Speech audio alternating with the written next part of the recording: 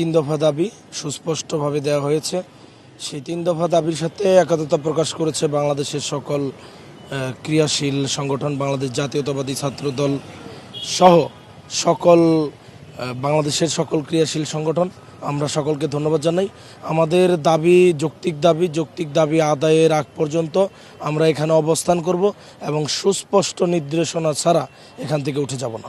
আমাদের সাথে জগন্নাথ বিশ্ববিদ্যালয় শিক্ষক সমিতি এবং সকল শিক্ষকদের অনেকেই যারা সুযোগ পেয়েছেন এখানে এসেছেন এবং ধারাবাহিকভাবে আসছেন, ওনারা আমাদের সাথে দাবির পক্ষে একাত্মতা প্রকাশ করেছেন। আমাদের শিক্ষার্থীবৃন্দ সকলে জানেন আমরা একটা ঐক্য হয়েছে, জবি ঐক্যের মাধ্যমে সকল শিক্ষার্থীবৃন্দ জগন্নাথ বিশ্ববিদ্যালয়ের স্বার্থে ঐক্যমত পোষণ করেছেন। এই সড়কে অবস্থান করার মাধ্যমে আমরা এটাই বলতে চাই, আমাদের দাবিগুলো একদম যৌক্তিক এবং এটা আপনারাও ভালোভাবে জানেন।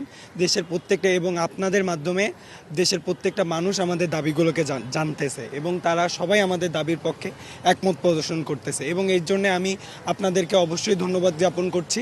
এবং এর মাধ্যমে আমরা এটাই সুস্পষ্টভাবে জানিয়ে দিতে চাই, জবিয়ান কখনো রাজপথ থেকে খালি হাতে ফেরেনি আর এবারও ফিরবে না এবং আমরা আমাদের দাবিগুলো পূরণ করেই আমাদের শিক্ষাঙ্গনে ফিরে যাব।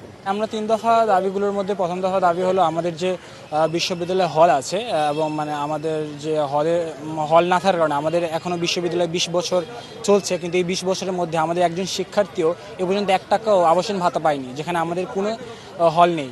কিছুদিন পূর্বে একটি মেয়েদের হল হয়েছে, সেখানেও খুবই প্রয়োজনীয় তুলনায় খুবই অপ্রতুল সিট। সেই জন্য আমরা দাবি করেছি যেন আমাদের বিশ্ববিদ্যালয়ে 70% শিক্ষার্থীকে আবাসন ভাতা নিশ্চিত করা হয় এবং এটা যেন যে আসন্ন বাজেট আছে সেই বাজেটের মধ্যে পাস করা হয়। এবং আমাদের দ্বিতীয় দাবিটি ছিল আমাদের যে 364 কোটি টাকার আমরা একটি বাজেট পেশ করেছি, সেই বাজেটের জন্য কাটছাট না করে পূর্ণাঙ্গ রূপে যেন সেই বাজেটটা আমাদের দেওয়া হয়।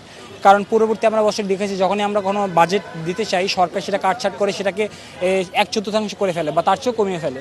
তাই আমরা চাচ্ছি আমাদের যে 364 কোটি টাকার পূর্ণাঙ্গ বাজেট আছে আমরা পেশ করেছি, সেটা যেন পূর্ণাঙ্গ রূপে সরকার আসন্ন বাজেটে সেটা পাস করে এবং একনেক প্রজেক্টে আমাদের যে দ্বিতীয় ক্যাম্পাসের যে কাজের যে বাজেট আছে সেই প্রজেক্টের কাজ যেন দ্রুত সময়ের মধ্যে সেটা ছাড়া হয়, যাতে আমাদের যে দ্বিতীয় ক্যাম্পাস যেটা কেরানীগঞ্জে দীর্ঘদিন যাবৎ তৈরি হচ্ছে, সেটা প্রায় 10 বছর হয়ে গেছে জায়গা গ্রহণ থেকে শুরু করে, কিন্তু এখন পর্যন্ত সেটা আমরা কোনো দৃশ্যমান অগ্রগতি দেখতে পাইনি।